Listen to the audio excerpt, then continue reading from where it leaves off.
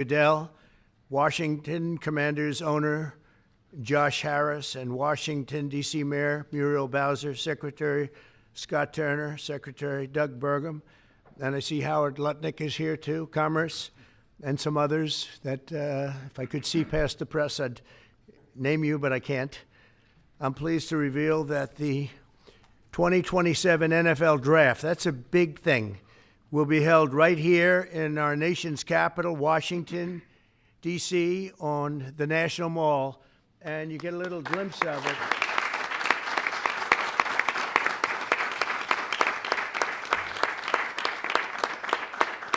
I was just saying to Roger, I don't think there's ever been anything like that. That's a good idea. In fact, maybe we could use it for other things also. I have an idea.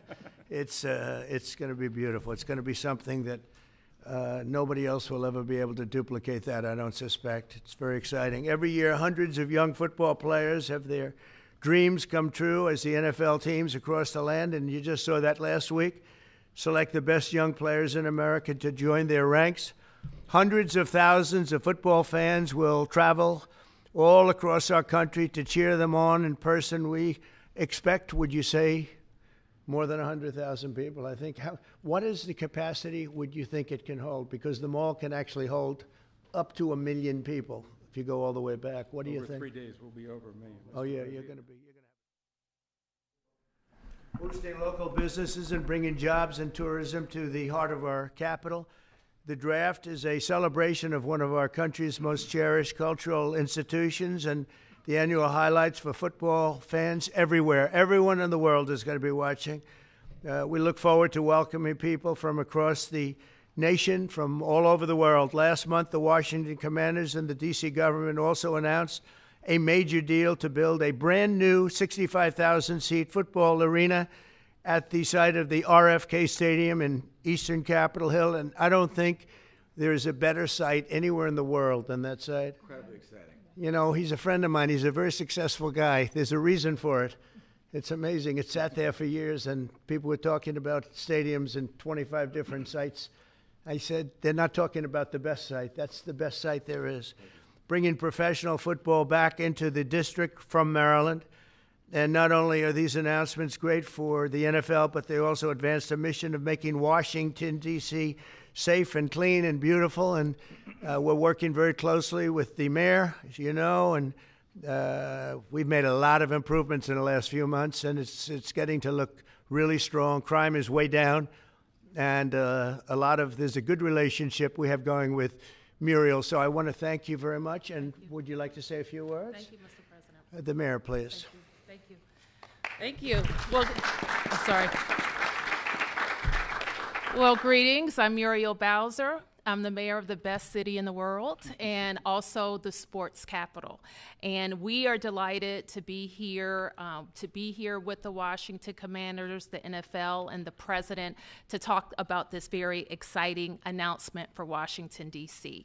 We believe in investing in sports because they have helped us transform neighborhoods, and the NFL bringing this event to the nation's capital will help us fill hotel rooms, our restaurants, and Americans from all 50 states will come to their nation's capital and enjoy our beautiful city and museum. So we're just delighted to be here, and we want to thank everybody for all the hard work to get here. Thanks, Muriel. Thank you.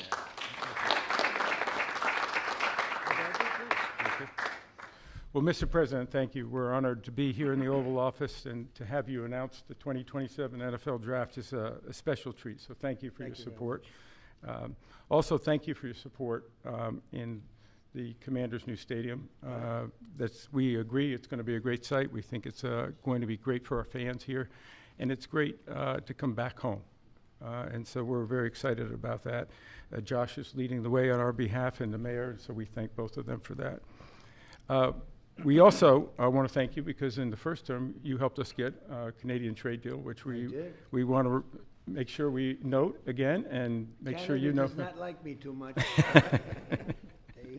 They gave a great American company a lot of money that you deserved, frankly. So. Thank you. The draft has really become one of the great entertainment and sports events. Just a week ago in Green Bay, we had over 600,000 people attend. The year before in Detroit, we had close to 800,000. As the president remarked, we believe we'll be well over 1 million when we come here to D.C. in 2027. So we not only believe it's a great site, we believe it's consistent with what the president said, which is investing in our communities, investing specifically here in the nation's capital, one that I grew up here in Washington, D.C., and is particularly important. We think we can have a tremendous impact on this community, and it will not just be an event, it will be something that will show the world how far the nation's capital has come and where it's going. So we're very excited about that. And we thank everybody here. We thank you for your support. We know it's going to be a great event. And Mr. President, we thank you again. Thank you very much. You're Roger. welcome. Good luck with it. Yes, thank you very much. Thank you. Mr. President, thank you very much. We wouldn't be here without you. Thank you for your leadership in terms of the stadium, and now, what a great day for Washington. I mean, to host the NFL draft in 2027 on the Mall. I believe we'll get over 1 million people, and it's going to be an amazing day, and it'll showcase what Washington's all about, but it'll also showcase what our country's all about. Washington is the gateway city to our country, and you know, it'll be an amazing day, and we can't wait to get started. And I couldn't have done it without my partners, Roger Goodell, thank you, and Mayor Muriel Bowser. And we're ready to get to work, and I can't imagine RFK coming back. I grew up here. DC used to stop and on Sundays, and everyone would be inside watching football, or everyone would be glued at the stadium. And so we want to bring that back. And football really is as essential to the culture of America. We all love it. We all watch it, and it brings people together. And so what a great way to celebrate the United States of America, the NFL, and the Washington Commanders. And President Trump, we leave on your desk a Trump jersey. You are the ultimate commander, so it is a Commander's jersey. There's no bird on it, but you know, we appreciate you, and thank you for everything you've done, and look forward to the future. Thank you very much. Thank you. And I have to say that Josh had a very good draft a short while ago. You have a very good quarterback. We do. A great quarterback, I think. Yeah, Very great. excited about Jaden. Any questions, please, about the stadium or any of it? Yeah, please. Yes. Thank you, President. Thank you very much. Yes, thank you so much. About the draft, and I would like to upcome an event that it was already mentioned here, the World Cup. Although United States, the passion here is football. For the World Cup next year, how do you envision, Mr. President, this event here in the United States? It'll be fantastic. I worked very hard to get the World Cup. It was, in fact, I think I have the trophy right here, right behind you. Don't have a picture taken with Roger and that trophy, by the way. But no, they brought it in. Johnny, who's a good guy, but he brought that in. That's the actual trophy. It's interesting that you asked that. And it's made at Tiffany's, and they're leaving it here until just before the actual World Cup. Then it goes to the champion. But that's very exciting. We have the Olympics. So we have both of them. I worked very hard in getting both, and I said, you know, I'm not going to be able to be there as president. And then a strange thing happened. And it turned out I became president not for the term that I was supposed to be. I became president while we have the Olympics and the World Cup, and we have something that maybe surpasses everything, the 250th anniversary of our country. So that's going to be great. That's going to be a very big event, a year-long event. So thank you for the question. Very nice question. Yeah, please. Yes. So you've often said you want U.S. to be bigger, better, and stronger. Currently, Russia is the biggest country in the world by landmass, followed by Canada and then China. So when you say that you want to annex Canada, is it so that it would be the biggest country in the world? No, I never even thought of it that way, although I am a real estate developer at heart. I've never heard that question. Yeah, please, go ahead. Mr. President, will you have to hire more security and police in order to accommodate the 1 million people coming in for the NFL draft? I think that there'll be something, and I know Roger will work it out, and Josh and all of us will work it out. It's such an honor to have that. I think it'll be great for everybody, great for our country. It'll be something very special. There's no scene like it. There's no site like it. My whole life was based on sites, locations, and as soon as I looked at that rendering, it's going to be beautiful. It's going to really be beautiful. You know, interestingly, I didn't know exactly where it's sat relative to the Capitol, but the stadium, if you go back, is right behind the Capitol, miles behind, but nevertheless visually right behind it. So it's going to be an architect's dream, whoever the architect is chosen, and the owner. It's going to be something special. I think it's going to be great for the area. It will be top of the line. I know these people very well, and they only know about top of the line. And I would say that more will be put into the stadium than would be put into a identical stadium of a similar size. I think they're going to do a special, because of the importance of the location.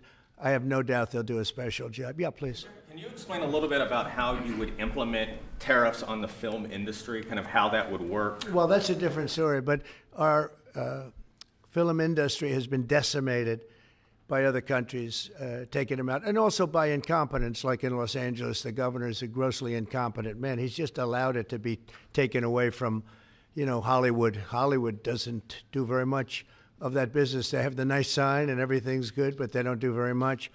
A lot of it's been taken to other countries, and a big proportion. And I'm actually going to meet with some because, there's some advantages, I guess, and I'm not looking to hurt the industry. I want to help the industry.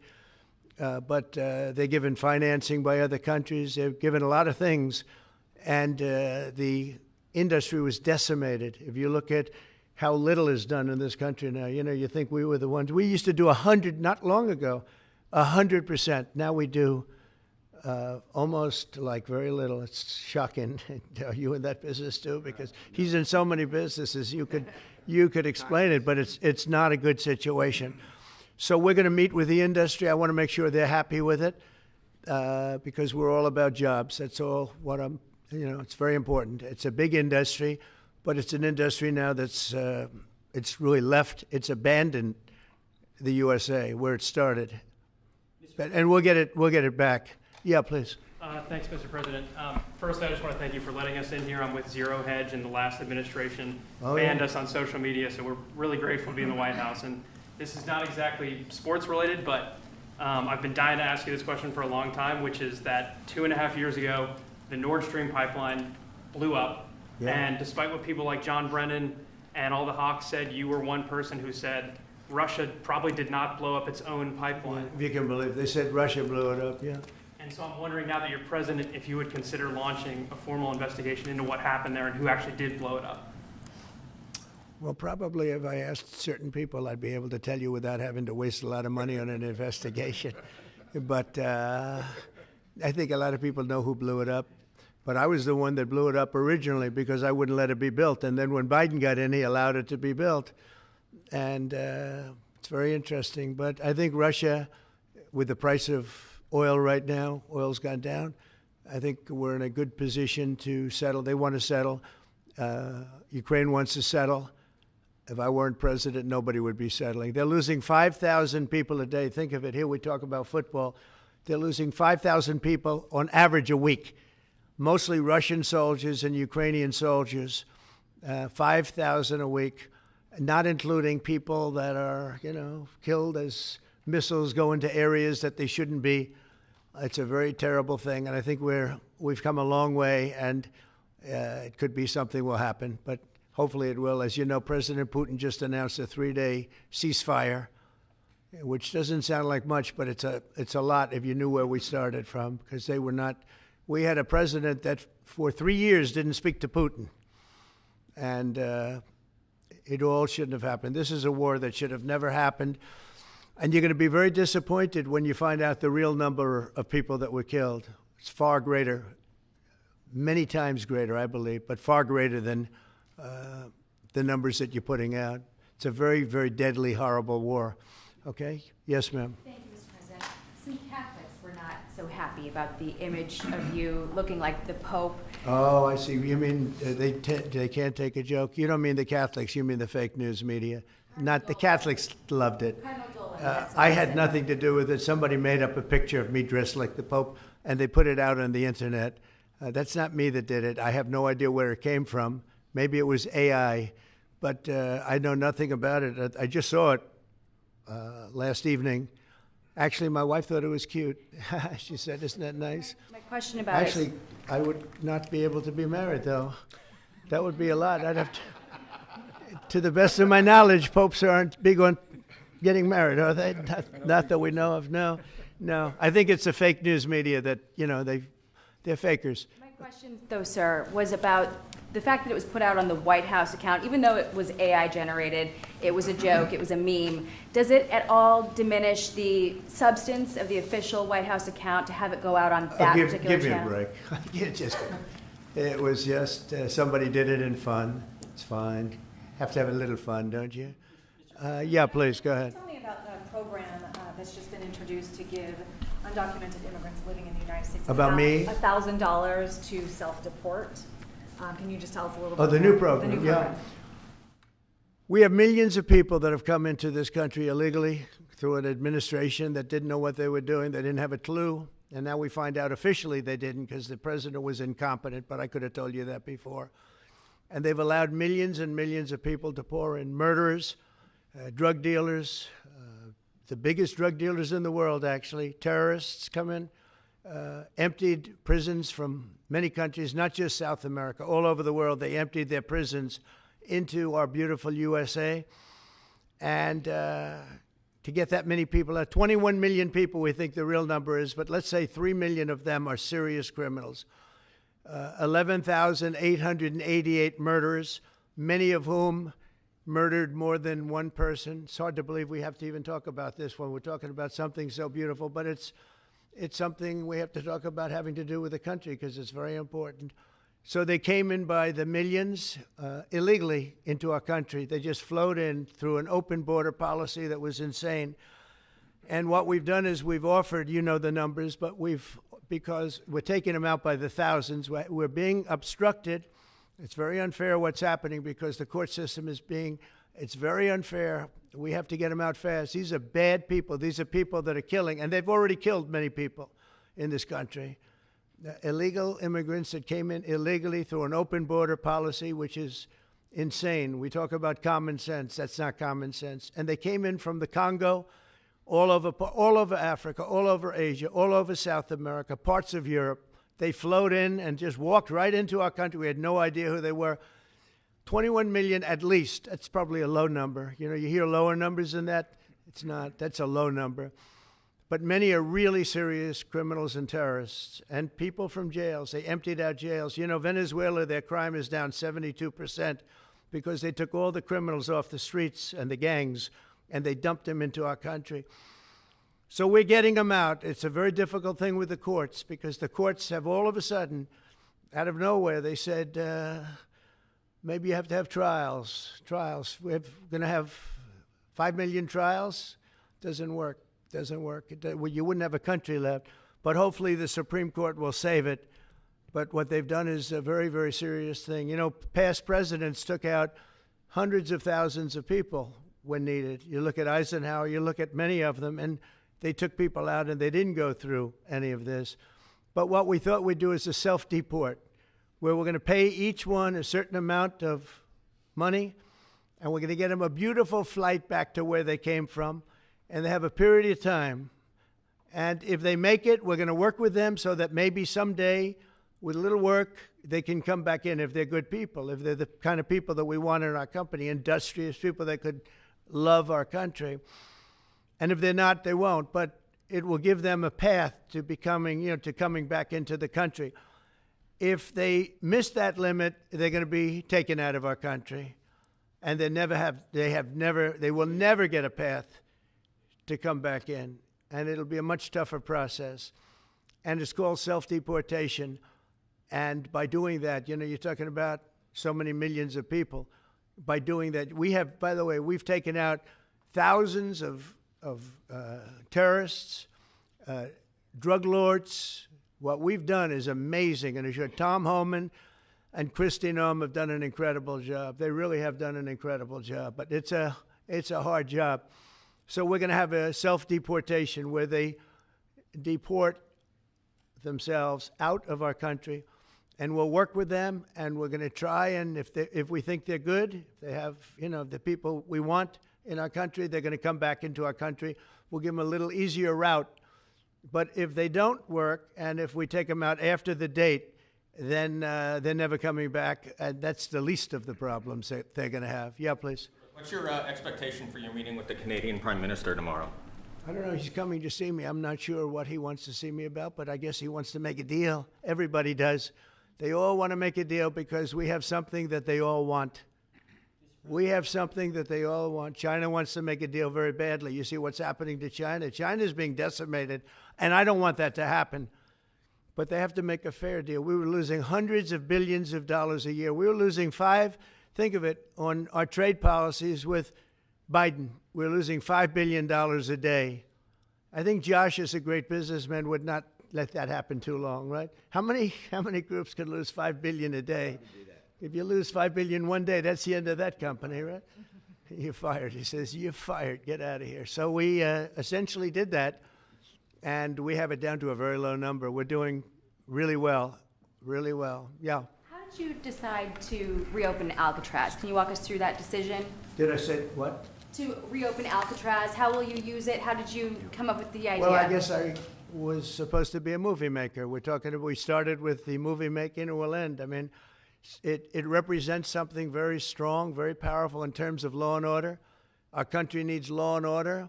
Alcatraz is, I would say, the ultimate, right? Alcatraz, Sing Sing and Alcatraz, the movies. But it's right now a museum, believe it or not. A lot of people go there. It housed the most violent criminals in the world, and nobody ever escaped. One person almost got there, but they, as you know the story, they found his clothing rather badly ripped up, and it was a lot of shark bites, a lot of problems. Nobody's ever escaped from Alcatraz, and just represented something strong having to do with law and order. We need law and order in this country. And so we're going to look at it. Some of the people up here are going to be working very hard on that. And we had a little conversation. I think it's going to be very interesting. We'll see if we can bring it back in large form, add a lot. But I think it represents something. Right now it's a big hulk that's sitting there rusting and rotting. You look at it, it's sort of, you saw that picture that was put out. It's sort of amazing. But it sort of represents something that's both horrible and beautiful and strong and miserable, weak. It's got a lot of qualities that are interesting, and I think they make a point. Okay, are you guys okay? I want to just say that it's such an honor to be up here with my friends, because this is a group of people that have done an amazing job, and all we can do, Muriel and I, is give them the greatest site there is, I think, that I've ever seen for something like this. And I did very well in the real estate business. I think this is the greatest site there is anywhere in the world for exactly what you guys are doing. And we'll work with you. We've got a lot of work to do to get it going, but we'll work with you, and we'll try and make the dream come true. And I want to thank you all very much for being here. Thank you. Thank you very much.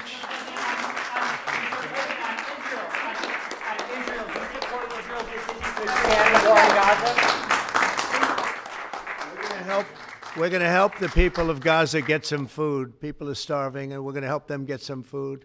A lot of people are making it very, very bad. If you look, Hamas is making it impossible because they're taking everything that's brought in. But we're going to help the people of Gaza because they're being treated very badly by Hamas. Thank you very much, everybody.